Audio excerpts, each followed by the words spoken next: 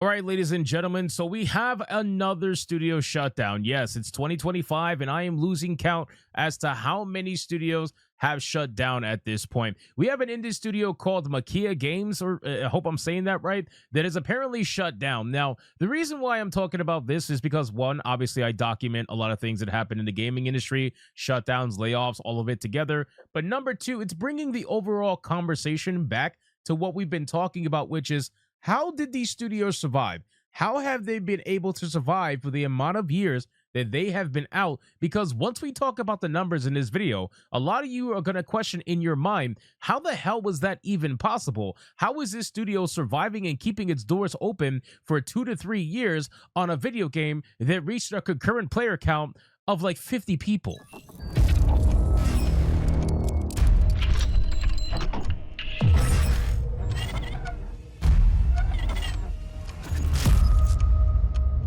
So let's get into this article, guys, from Insider Gaming. But of course, before we do, if you are new here, just consider hitting that subscribe button. I would greatly appreciate it, and like the video to push us out into that YouTube algorithm. So Makea Games has only made one video game to my knowledge, and this particular video game is a game called Supermoves. Now, this is an indie game, obviously, and when I went over to SteamDB to try to get some information on Supermoves, it's called Supermoves World of Parkour, I really couldn't find anything. It looks like they might have deleted it from Steam. I'm really not sure. There is very little information. There's no metadata. There's nothing that I can see. I have a price history here, which they were charging $14.99 for this game at some point. But other than that, I don't really have much other information to go off of. But apparently Insider Gaming does have some information, and let's get into it. So it says another indie game studio is closing its doors. It has been announced that Makea Games, the studio behind the game Supermoves, is shutting down effective immediately. So I actually have their statement here. So let's check it out. This is from the CEO, the main person over at Makea Games. It says, "Dear friends, supporters, and partners, after over 3 incredible years building Supermoves and bringing the vision of the Makea-verse to life through user-generated content, we've reached the end of the road for Makea Games. Despite our team's best efforts and the unwavering support of our community," again, clearly it could not have been unwavering, but that's besides the point, "collaborators and partners, we are deeply saddened to announce that Makea Games is officially winding down, effective immediately. Thank you for believing in a small team with big dreams. We may be closing this chapter, but the spirit of Makea lives on, and so do the lessons, the ambition, and the fire to build again.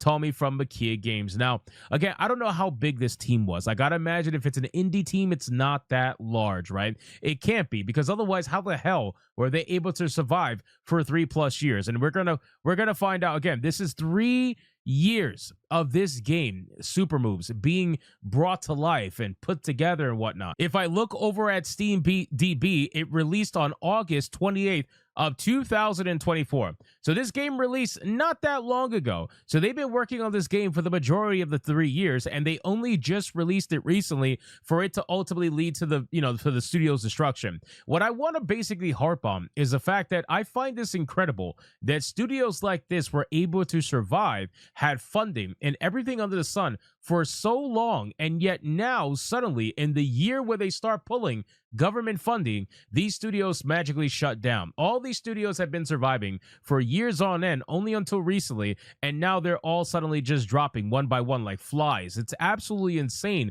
what is going on here.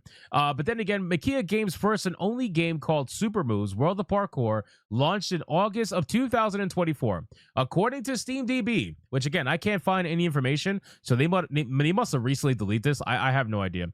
According to SteamDB, the game's player base peaked at just 50 players, with a recent 24-hour peak of just 2 players. So again, most likely it is the developers themselves playing this game and not actually any fans playing this game, but the game peaked at just 50 players. How the hell did this indie studio manage to stay alive with just 50 players is beyond me. I'm surprised they even managed to last as long as they did. If the game released in August of 2024, that is 3/4 of a year that this studio was able to survive on a concurrent playership of 50 players, which again, I highly doubt that is much monetization. I mean, seriously, the game was selling for supposedly $14.99 according to the price history. So maybe it was lucky and it sold like 300 copies, maybe at the most. It could not have sold very much. And I don't know if this is a Steam exclusive or like PC exclusive.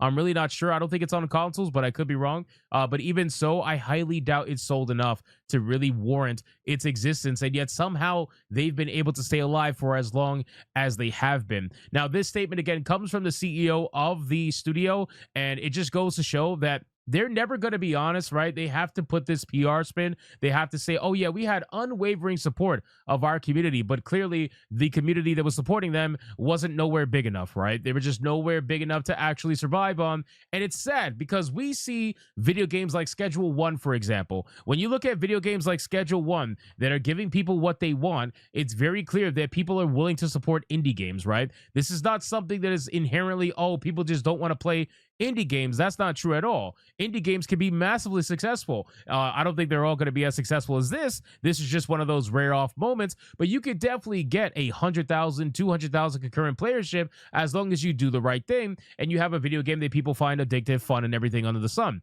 But, you know, unfortunately, that was not this game. And it's just another studio that we have to add to the collection of studios that have all essentially fallen to their debts. And it's unfortunate, man. This industry is an industry that survives on government funding. That's just the truth, man. Or at least they used to. Not so much anymore. This industry has a lot of studios out there that are just bloated. They have studios out there that are providing absolutely nothing of worth to the gaming industry other than, hey, we are going to take the government funding and we are going to make something absolute garbage, but hey, at least we made something and we'll pocket the rest, right? If we get $500,000 in funding and we spend about $100,000 of it actually creating the video game, then we could pocket the rest and we'll be perfectly fine. I'm not sure if this studio did that, considering how fast they closed down. Chances are they probably used up all the money already, but still, it is something that is being subsidized heavily. This industry is being subsidized heavily by government funding, and only up until recently, as of January's inauguration, once Doge got involved, things started to go haywire and studios started closing down left and right. It's probably because they're private investors. They were also relying on government money in order to privately invest in other avenues they felt that they should be. All of these people are losing money, and now these studios are being affected by it. So that's ultimately where I wanted to go with this conversation. It is sad to see an indie studio close down. I do like indie studios. I wish they would get supported more, and I try to support as many indie projects as I possibly can. I'm always buying up indie games on Steam as much as I can, and I think I want to continue doing that, but only if they actually are providing products that are worth it. Just because you're an indie studio doesn't mean you should be immediately supported because you're a small studio. So anyway, guys, thank you so much for watching this video. Hope you did enjoy it. If you did, consider leaving me a subscribe. I would greatly appreciate it. Don't forget to like the video, comment, let me know what you thought, and I'll see you guys on the next one. Hypnotic out.